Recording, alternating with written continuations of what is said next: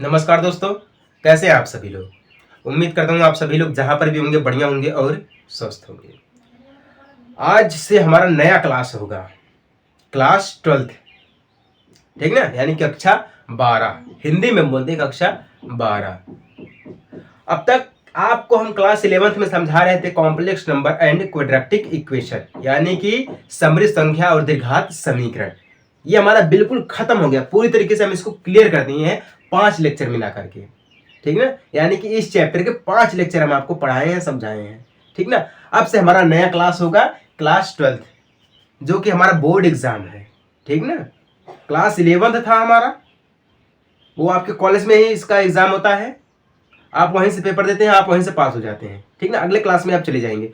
खास करके UP board वाले सुने, जो हमारा बोर्ड एग्जाम होता है क्लास 12th का, इसका सेंटर जाता है, आपको दूसरे कॉलेज पे जाना पड़ेगा, वहां पे आपको एग्जाम देना पड़ेगा और पूरी तरीके से गाड़ी लगी रहती है, नकल बिल्कुल 0% होता है, ठीक ना। तो खुद से पढ़ना पड़ेगा और समझना पड़ेगा, क्योंकि बोर्ड एग्जाम में फेल हो जाएंगे आप तो फिर से आपको 12 पढ़ना पड़ेगा, ठीक ना। इसीलिए कह रहा हूं आप ध्यान से देखिए, समझिए, ठीक ना।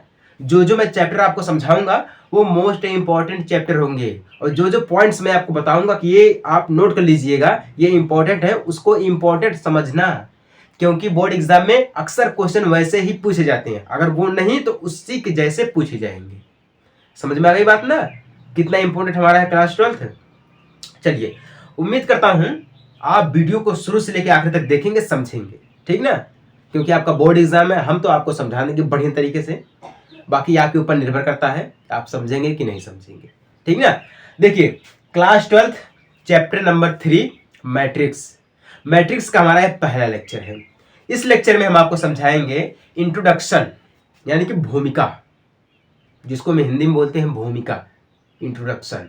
उसके बाद इसमें मेन पॉइंट्स जो हैं वो types of matrix, order of matrix, ठीक ना। इसमें बहुत ही इंपॉर्टेंट टॉपिक्स हैं जो कि बोर्ड एग्जाम में पूछे जा सकते हैं। समझ में आ गई बात ना। चलिए अब शुरू करते हैं। देखिए, मैट्रिक्स यानी कि अवयव। अवयव क्या होता है, सबसे पहले ये हम आपको समझा देते हैं। देखिए, अवयव क्या होता है। अवयव में दो चीजें होती है हमारे पास है, ध्यान दीजिएगा अवयव समझने के लिए। अवयव में दो चीजें हमारे पास होती हैं, एक तो हमारे पास होता है कॉलम, ठीक है ना, कॉलम्स, और दूसरा हमारे पास होता है रोज, ठीक है। कॉलम को बोलते हैं स्तंभ, ठीक ना, रो को बोलते हैं पंक्ति। क्लियर ना। अब देखिए, इसको समझना है, स्तंभ हमारा क्या होता है और पंक्ति हमारी क्या होती है। मैट्रिक्स का ये समझिएगा पिलर है, ये स्तंभ है। कहने का मतलब ये है, आप मकान बनाते हैं, ठीक है ना, आप घर बनाए, छत की ढलैया करवा दिए आप, अगर पिलर मजबूत नहीं है तो छत ज्यादा देर तक नहीं चलेगा, ठीक ना, वो गिर जाएगा। उसी प्रकार से ये अगर मैट्रिक आपको समझना है तो मैट्रिक्स के दो पहलू आपको दिए गए हैं, कॉलम एंड रो, यानी कि स्तंभ और पंक्ति, यही मेन है। अगर ये समझ में नहीं आया आपको, मैट्रिक्स 0% समझ नहीं आएगा, कुछ भी नहीं समझ में आएगा मैट्रिक्स। समझ में आ गई बात ना। तो हम इसको समझते हैं, कॉलम हमारे क्या होते हैं और रो हमारे क्या होते हैं। देखिए, इंट्रोडक्शन की बात की हमने है, तो अवयव के बारे में बात करते हैं, ठीक ना। इसी के जरिए हम समझेंगे कि अवयव हमारा क्या होता है। अवयव जो हमारा है, यानी कि मैट्रिक्स जो हमारी होती है, ए और बी, मान लीजिए हमारे पास मैट्रिक्स है ए और बी, इन दोनों के जो संख्यात्मक रहेंगे, अंदर के जो अवयव रहेंगे, या हम ये कह दें कि मैट्रिक्स ए एंड बी दोनों के जो अवयव रहेंगे वो बराबर रहेंगे। बराबर दर्शाता है, इक्वल बताता है, मैट्रिक्स होता है हमारा है। समझ में आ गई बात ना। Matrix A and matrix B, ठीक है, यही हमारा होता है, इक्वल संख्याओं को इक्वल कर देता है, ये यही हमारा होता है अवयव। समझ में आ गई कि नहीं आ गई। चलिए, समझ में आ गई है। अब हम देखते हैं कॉलम और रो को। मान लीजिए कॉलम हमारा क्या होता है और रो हमारा क्या होता है। इसको समझाने से पहले हम आपको एक एग्जाम्पल दे देते हैं, तब आपको समझ में आएगा। मान लीजिए आप जितने भी लोग इस क्लास को देख रहे हैं, मान लीजिए किसी का नाम होगा विकास, तो मैं ये कह देता हूं, विकास के पास 10 रुपए हैं, ठीक ना। कितने हैं? 10 रुपए हैं मान लीजिए। और किसी का नाम होगा, मान लीजिए कोई भी नाम लेते, रमेश मान लीजिए, किसी का नाम होगा रमेश, रमेश, ठीक ना। रमेश के पास 20 रुपए हैं, ठीक ना। मान लीजिए किसी का नाम होगा हिमेश, हिमेश, ठीक ना। हिमेश के पास 30 रुपए हैं। अब देखिए, अब हम यहां पर कॉलम और रो को कैसे समझेंगे, ध्यान दीजिएगा। कॉलम जो हमारे बनते हैं वो कैसे बनते हैं? कॉलम यानी कि स्तंभ, स्तंभ यानी कि हम इसको ऐसे बनाएंगे, 10 रुपए हैं विकास के पास, 20 रुपए हैं रमेश के पास, 30 रुपए हैं हिमेश के पास। क्लियर ना? ये जो बना हमारा ये स्तंभ है, यानी कि कॉलम है, कॉलम्स, ठीक ना। यही हमारा क्या होता है? कॉलम होता है, जो खड़े खड़े रहता है, सीधे सीधे खड़े, पिलर, जिसको हम पिलर बोलते हैं। स्तंभ, जैसे घर बनाने में पिलर का उपयोग किया जाता है, पिलर सीधे सीधे खड़ा रहता है, तो हमारा क्या होता है? स्तंभ होता है, ठीक ना। और देखिए, अगर हम यहीं पर इसको पलट देते हैं, इसको ऐसे लिख देते हैं हम, 10 रुपए विकास के पास और 20 रुपए रमेश के पास, 30 रुपए हिमेश के पास। ये क्या हो गया? स्तंभ। यहाँ पे देखिए अब कितने हो गए? 1 2 3, 3 स्तंभ हो गए, ठीक ना। यहाँ पर क्या हो गए? 3 स्तंभ हो गए, यानी कि कॉलम। कितने कॉलम हो गए? 3 कॉलम हो गए। लेकिन अब यहाँ पे ध्यान दीजिएगा, ये कॉलम्स हमारे हैं, ठीक ना, एक ही कॉलम है। अब यहाँ पे देखिए रो कितने, यानी कि पंक्ति कितनी है? 1 2 3। कितनी पंक्ति है? 3 पंक्ति। इसको हम बोलते हैं रो, रोज यानी कि पंक्ति, ठीक ना, पंक्ति। अब इसको बोलते हैं स्तंभ।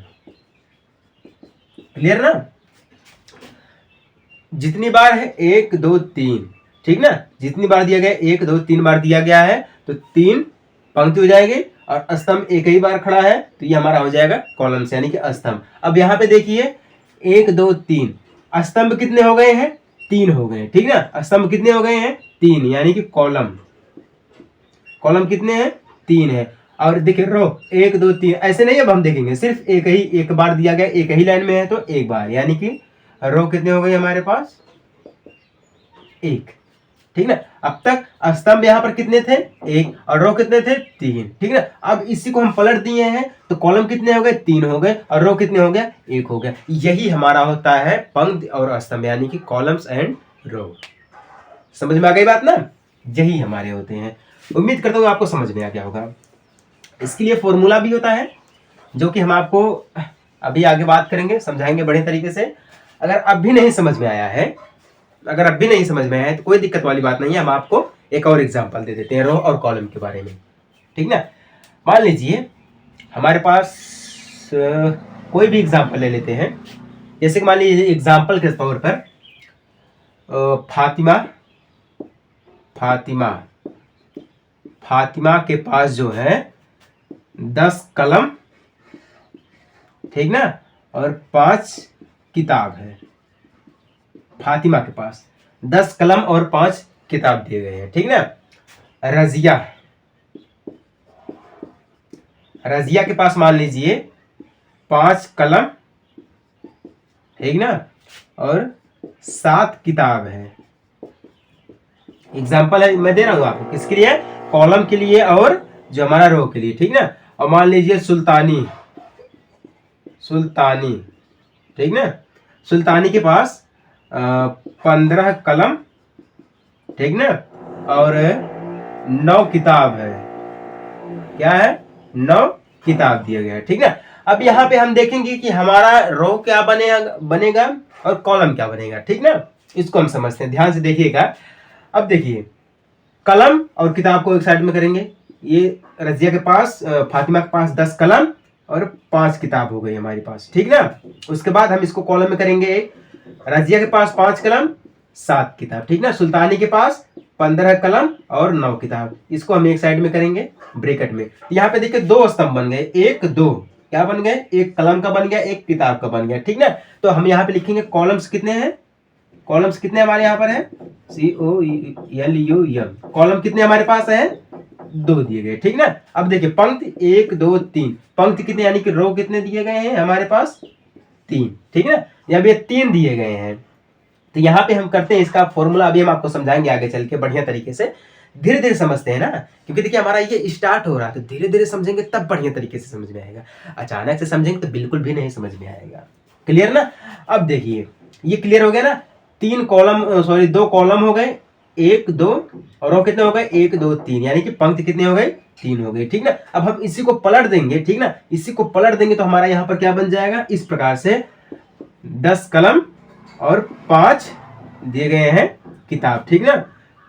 5 कलम 7 किताब। ठीक ना? फिर 15 कलम और 9 किताब, इस प्रकार से। तो स्तंभ कितने बन गए, 1 2 3। तो कॉलम कितने हो गए हमारे, स्तंभ कॉलम कितने हो गए, 3 हो गए। ठीक ना? अब रो 1 2, ठीक ना, कितने हो गए, रो यानी कि पंक्ति कितने हो गए, 2 हो गए। ठीक ना? इस प्रकार से हम इसको कॉलम को रो में और रो को कॉलम में कन्वर्ट कर सकते हैं। ठीक है? यही हमारा होता है कॉलम और रो।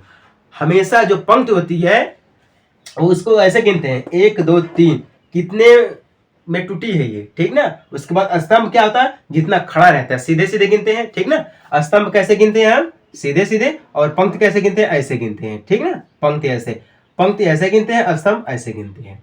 क्लियर ना? उम्मीद करता हूं आपको कॉलम एंड रो यानी कि स्तंभ और पंक्ति समझ में आ गई। ठीक ना? समझ में आ गई है तो अच्छी बात है, नहीं समझ में आई तो कोई दिक्कत वाली बात नहीं है भैया। आप कमेंट कर सकते हैं कि सर हमें समझ में नहीं आया। मैं तो हमेशा कहता हूँ, देखिए आप, मैं ये नहीं कहता हूँ कि आप जहां पर भी कोचिंग कर रहे हैं वहां से बंद कर दीजिए, मैं ये नहीं कह रहा हूँ, लेकिन मैं ये इतना जरूर कहूंगा कि जितना पैसा आप कोचिंग में खर्च करते हैं, करिए, पढ़िए वहां पर भी जाकर।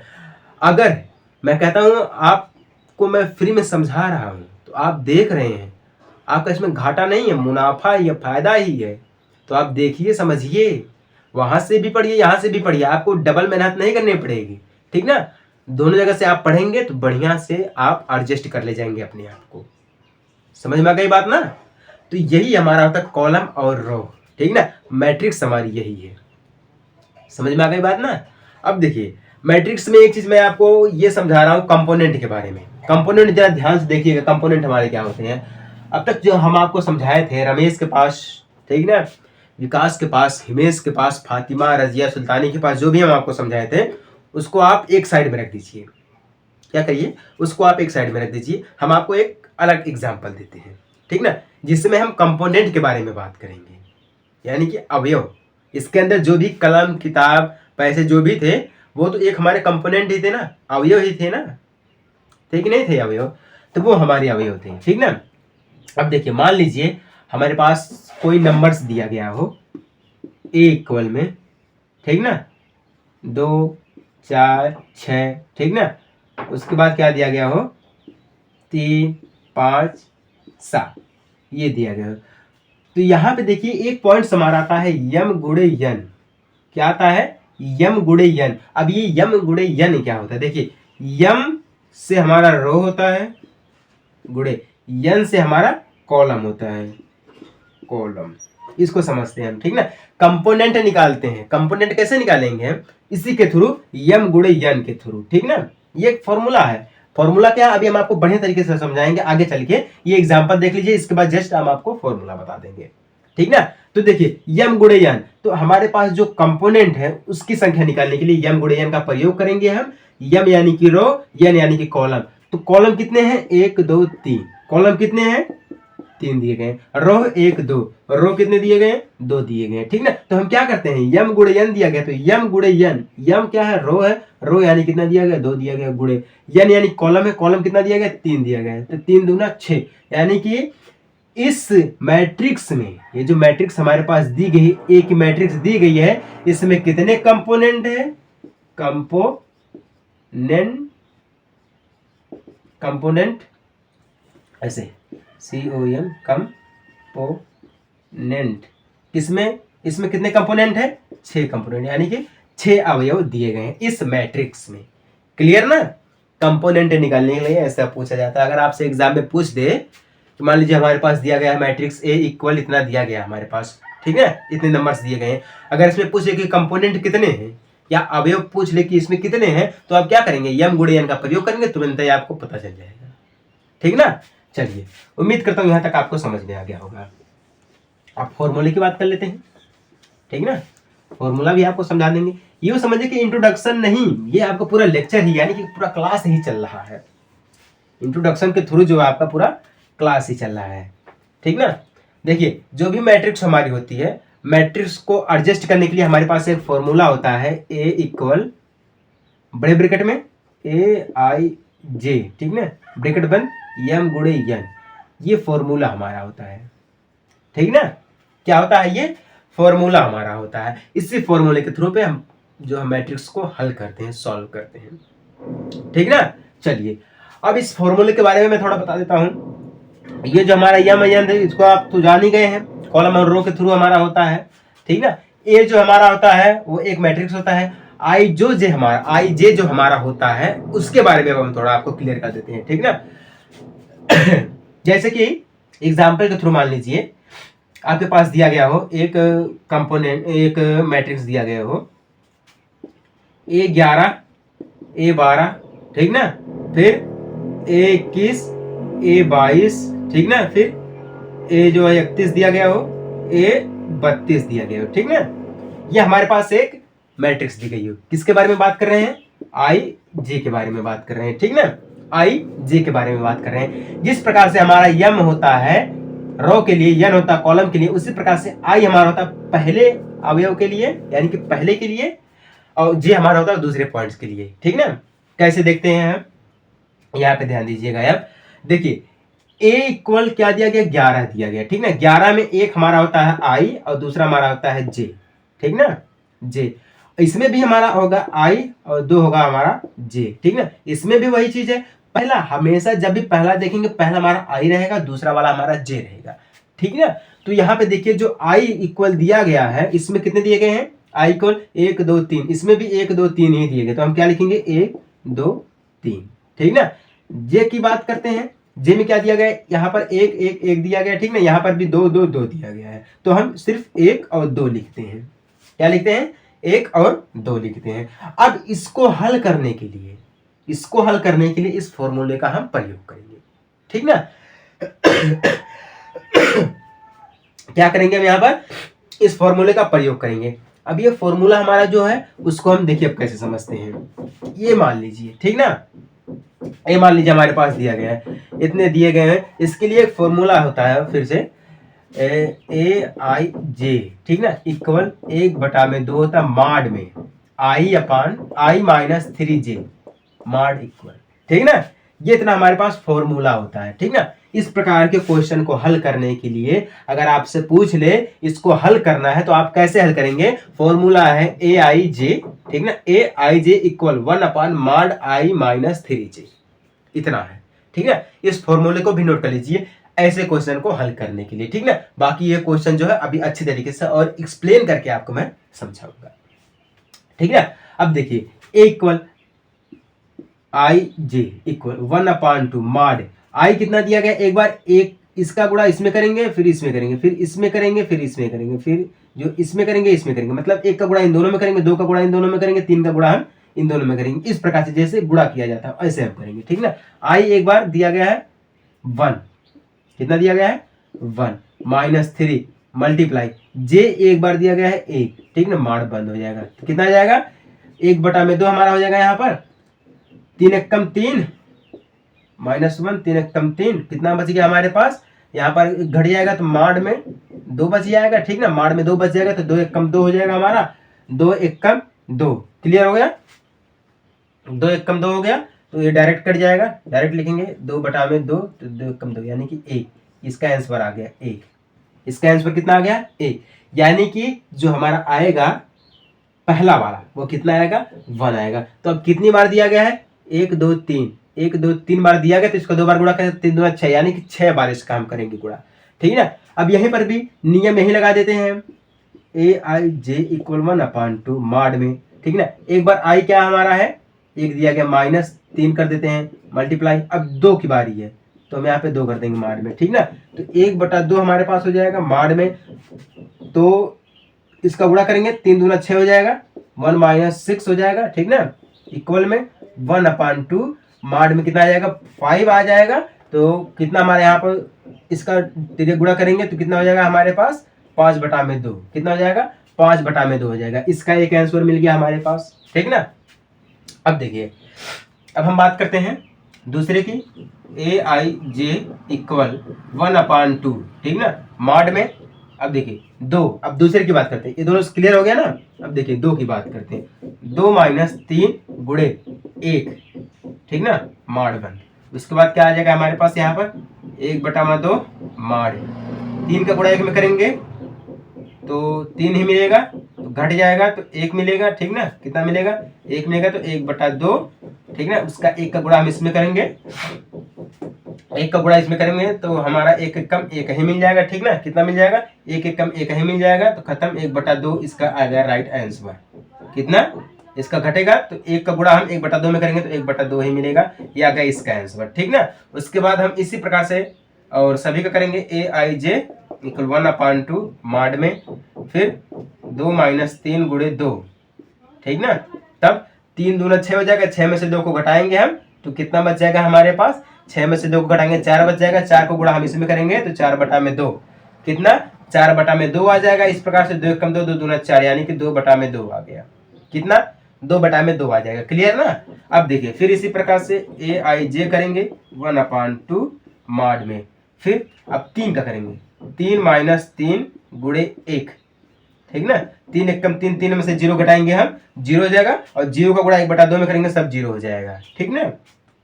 उसके बाद अब देखिए AIJ इक्वल 1/2 मॉड, उसके बाद 3 - 2 करेंगे, 3 - 3 गुणे 2 करेंगे हम, ठीक ना। अब इसकी बारी है, ठीक ना। अब देखिए 3 दूना 6, 6 में से 3 को घटाएंगे 3 मिल जाएगा, 3 का गुणा हम 1/3 में करेंगे तो कितना मिल जाएगा, 3/2 मिल जाएगा, कितना मिल जाएगा, 3/2 मिल जाएगा। ये इसका आंसर हो गया, क्लियर ना, ये इसका आंसर हो गया। अब हम यहाँ पे क्या करेंगे, अब यहाँ पे हम ध्यान दीजिएगा, यहाँ पे जो हम इसको बनाए हैं इसको हटाते हैं, ठीक ना, इस फॉर्मूले को हटाते हैं क्योंकि जगह कम है। अब हम इसको हटाएंगे, अब हम यहाँ पे ये दिखाएंगे कि इसका जो फाइनल आंसर आया है, मैट्रिक्स ये जो दी गई है, इस मैट्रिक्स का जो आंसर आया है वो कितना आया है। एक बार ए का हम करेंगे तो कितना आया है, ए इक्वल, ऐसे हम देखेंगे, ठीक ना। इसका एक बार कितना आया है, 1 आया है तो हम 1 लिखेंगे, ठीक ना। फिर इसका कितना आया है, 5/2 आया है, इसको हम लिखेंगे। फिर इसका कितना आया है, यहाँ पर 1/2 आया है, 1/2 आया है, ठीक ना। फिर इसका कितना आया है, 2 1 कम 2 1 आया है, यूं समझिए 2 1 कम 2, ऐसे, हाँ 2 1 कम 2, ठीक है 2, ठीक ना। फिर इसका कितना है, 0 आया है। फिर इसका कितना है, 3/2 आया है, ठीक ना। ये रहा इसका आंसर, मैट्रिक्स का आंसर। तो इसमें कितने कॉलम है, 1 2, कॉलम कितने हैं, कॉलम कितने हैं, 2, 1 2 3, रो कितने हैं, 3 है, क्लियर ना। अब देखिए, अब इतना हमें पता चल गया। अगर हम यहाँ पर यह कह दें, अगर हम ये कह दें कि इसमें कंपोनेंट कितने हैं, इसको निकालिए, तो कंपोनेंट के लिए क्या करना पड़ता है, m गुणे n, यानी कि रो का गुणा हम कॉलम में करेंगे, यानी कि 3 गुणे 2 बराबर 6। इसमें कितने कंपोनेंट है, 6 कंपोनेंट है। क्लियर होगा कि नहीं हो गया। फॉर्मूला आप सभी लोग याद कर लीजिएगा, क्योंकि फॉर्मूले के आधार पर ही सब कुछ है, ठीक है। फॉर्मूले के ही आधार पर ही सब कुछ यहाँ पर दिया गया है। उम्मीद करता हूँ आपको यहाँ तक समझ में आ गया होगा, ठीक है। किसी को अगर ना समझ में आया है तो वो हमें डायरेक्टली कांटेक्ट कर सकता है हमारे कमेंट बॉक्स के थ्रू। किसके थ्रू, कमेंट बॉक्स के थ्रू डायरेक्टली हमसे संपर्क कर सकता है। यहाँ तक आपको समझ में आ गया कि नहीं आ गया। अब चलिए थोड़ा एक्सप्लेन कर देते हैं जो हमारा फॉर्मूला होता है। फॉर्मूले को थोड़ा एक्सप्लेन कर देते हैं ब्लैक वाले से, ठीक ना। ब्लू वाला खत्म होने को नक्शा गया है, तो अब हम क्या करते हैं, तो 3 गुणे 2 की, मान लीजिए ये दिया गया हमारे पास, ठीक ना। इसका मैट्रिक्स जो होता है, अब जो हम आपको आईजे समझाए हैं, आईजे समझाए हैं, तो आईजे में एक इक्वल हम जो मैट्रिक्स रखे थे तो हम यहाँ पे ये करते हैं, एक इक्वल जो इसका मैट्रिक्स होगा वो आई एंड जे होगा, ठीक ना। आई जे क्या होगा, आई जे इसका मैट्रिक्स होगा, ठीक ना। A11 A12 A21 A22 A31 A32, इसका जो मैट्रिक्स ए इक्वल होगा वो आई जे के थ्रू होगा, क्लियर ना। इस प्रकार से हम मैट्रिक्स को समझते हैं। ये किसमें है, ऑर्डर ऑफ मैट्रिक्स, एक पॉइंट्स है, ठीक ना। आपको हम मैट्रिक्स तो समझा दिए हैं, मैट्रिक्स समझा दिए, लेकिन मैट्रिक्स के जो अंदर का पहला पॉइंट था ऑर्डर ऑफ ए मैट्रिक्स यानी कोटि। कोटि हम आपको अब तक ये समझाए हैं, क्या समझाए हैं? कोटि समझाए हैं, ठीक ना। कोटि हमारा क्लियर होगा कि नहीं हो गया?